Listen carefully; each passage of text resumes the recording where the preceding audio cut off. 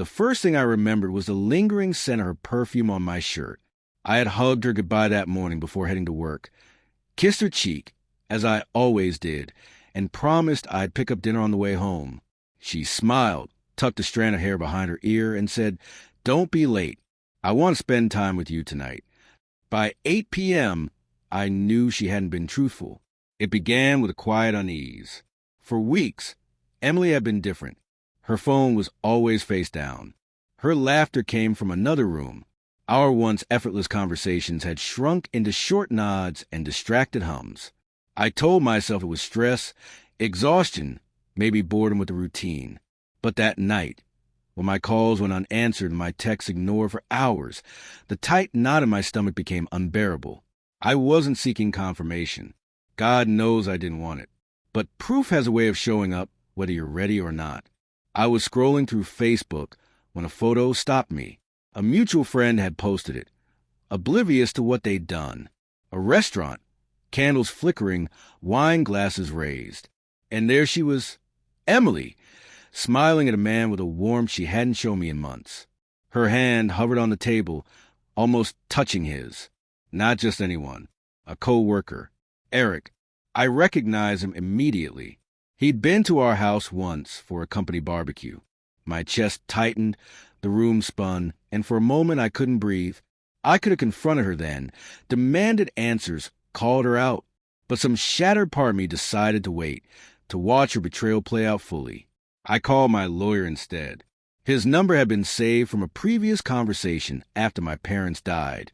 My voice trembled as I explained, but he remained calm, already thinking steps ahead. "Do you want to try counseling?" he asked. "No," I said, surprising myself with the steadiness of my voice. I wanted out, not a screaming fight, but for her to see exactly what she'd thrown away.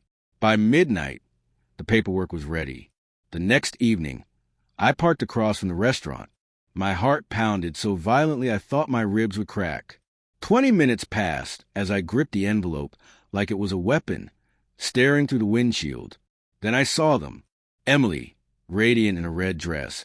Her hair curled perfectly, that familiar perfume trailing behind her, walking toward the entrance with Eric. She looked like the woman I had fallen in love with. Except tonight, she belonged to someone else. Inside, my legs felt disconnected from me.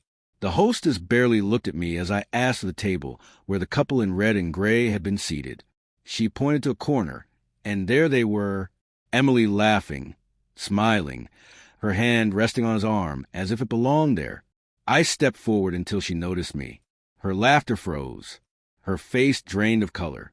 "David," she whispered, as if my name was a crime. Do you guys know each other?" Eric stammered, shifting uncomfortably. I placed the envelope on the table, voice low, almost calm. The entire restaurant went silent. Emily's hand jerked from Eric's arm. She stared at me, pleading, wide-eyed. "This isn't what it looks like," she tried. I laughed, not humorously, just a hollow echo. "Really? Because it looks exactly like what I think it is."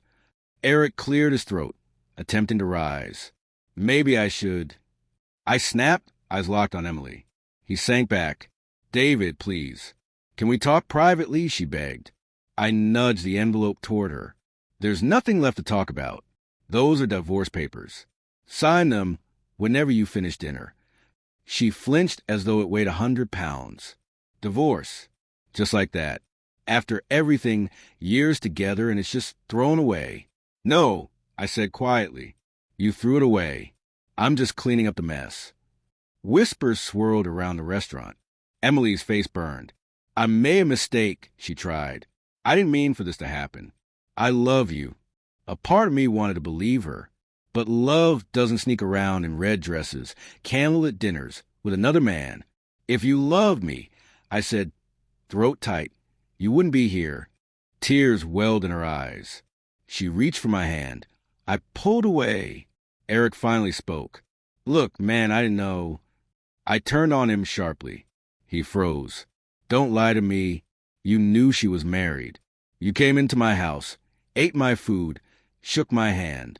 And now, you sit here as if none of it mattered." He sank back, pale. I looked at Emily. Enjoy your date. I'll have someone collect the rest of my things. And I walked out. That night was the loneliest of my life. A cheap hotel room, the bed's edge, the divorce paper before me, both a relief and a sentence. Sleep refused me. Every time my eyes closed, I saw her laughing at that table, her hand brushing his, the image etched like a permanent scar. In the days that followed, she called, texted, even came to hotel pounding, begging for a chance to explain. I didn't answer. Her messages swung between apologies, promises, anger, and accusations. It was like watching her unravel. But nothing could erase what I had seen with my own eyes. Years of building a life, sharing secrets, fears, dreams, shattered in a single moment. The hardest loss wasn't Emily. It was losing the version of myself that trusted her completely. The man who hugged her in the mornings, who believed in her smile. He was gone. In his place stood someone harder, colder, but perhaps stronger. Weeks later, we met at the lawyer's office to finalize everything. She looked exhausted, weighed down by her choices. David, please. I know I messed up, but can't we try again? Therapy, counseling, whatever you want. I don't want to lose you. I studied her face, searching for the woman I married. All I saw was someone unfamiliar.